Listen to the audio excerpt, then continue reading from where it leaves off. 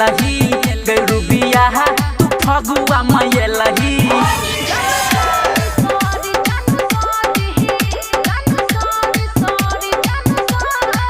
गे पूजिया तू फगुआ में लही गे पूजिया तू रंग कनी खेलही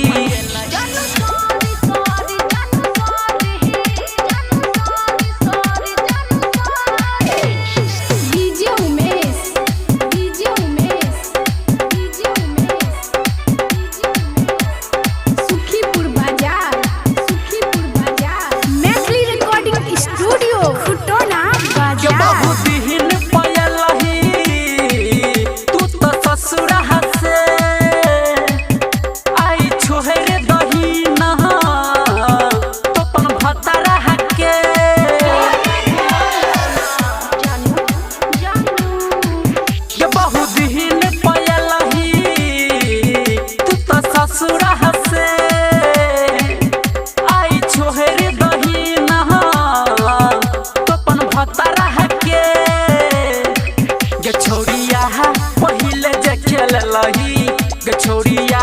पहिले जे खेलही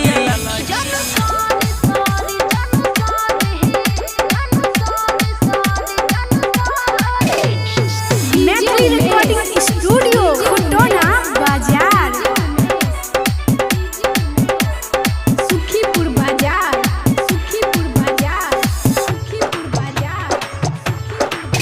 याद कहले है कनियो हो पिछला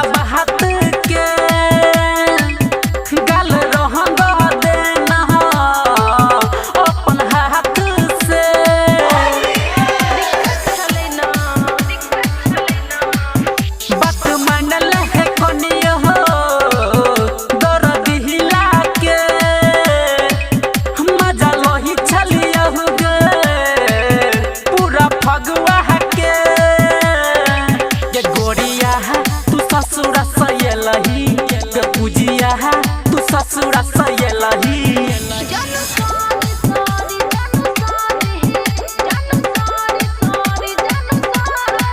के पूजिया तू फगुआ में लही के पूजिया तू रंग कनी खेलही